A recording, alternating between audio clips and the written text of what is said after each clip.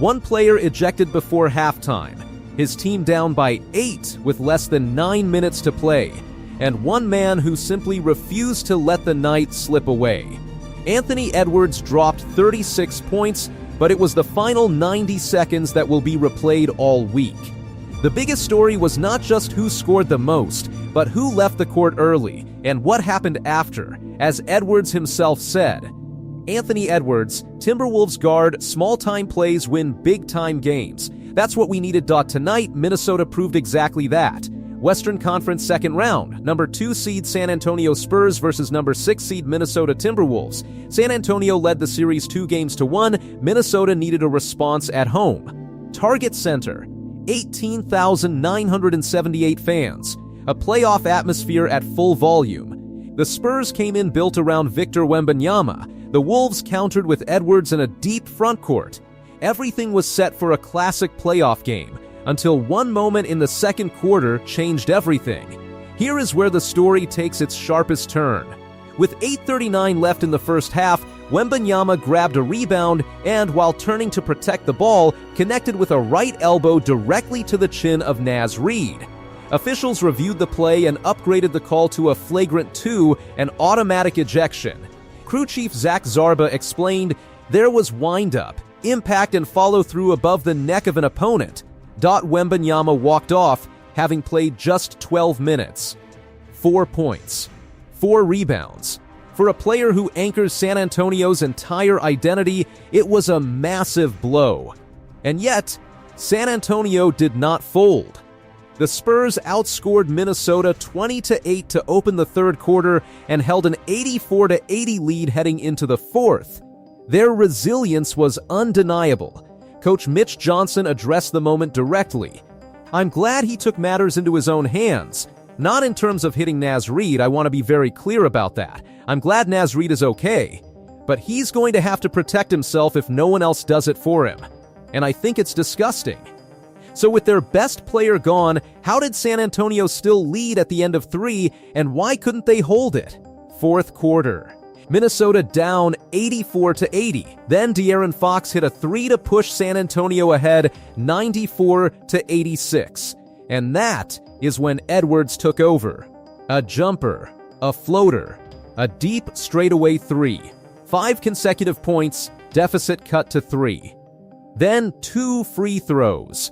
Then another 3-pointer, and Minnesota led by 1. By night's end, 36 points, 13 of 22 from the field, 7 of 8 from the line, 6 rebounds, with 16 of those points coming in the fourth quarter alone. Edwards reflected, "Small-time plays win big-time games. That's what we needed. Diving on the floor, offensive rebounds, and it was a great sub by Finchy for putting in Ayo for that last minute and a half."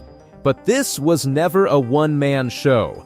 Minnesota's supporting cast played a role that often goes unnoticed, and that is exactly where the series was truly decided. Coach Chris Finch set the tone perfectly. Pause, quote, "Incoming, we never expected them just to go away. They won a game in the Portland series without Wembanyama, so they're a very good team. Now the numbers. Minnesota out-rebounded San Antonio 49-41, grabbing 15 offensive rebounds to the Spurs' 13. Those second-chance possessions proved decisive. At the free throw line, the Wolves shot 90% against San Antonio's 77. In a 5-point game, that gap was enormous. Rudy Gobert finished with 11 points, 13 rebounds, and 4 assists, capped by a thunderous dunk that made it 107-101 with under 2 minutes left.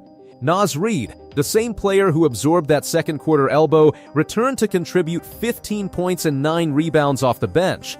And Ayo Dosunmu, brought in late by Finch, sealed the win with 2 composed free throws at 9.8 seconds remaining. For San Antonio, Dylan Harper was outstanding. 24 points on 8 of 11 from the field, a perfect 7 of 7 at the line. Stephon Castle added 20. This young Spurs roster is no afterthought. The series now resets at 2-2 with Game 5 on Tuesday in San Antonio. Minnesota's win was built on fourth-quarter composure, rebounding dominance, and one extraordinary performance from Anthony Edwards. San Antonio showed real character and depth even without their cornerstone player. The real question now, can a 6 seed go into San Antonio and take control? Or will the Spurs remind everyone exactly why they earned that 2 seed? One player left the court early. Another stepped up and carried his team. And now 2 franchises head into a deciding stretch with everything on the line. That is playoff basketball, and it does not get better than this. If you want a full Game 5 breakdown the moment it ends, subscribe and hit the notification bell. And drop your prediction in the comments, Spurs or Timberwolves. Who takes the series?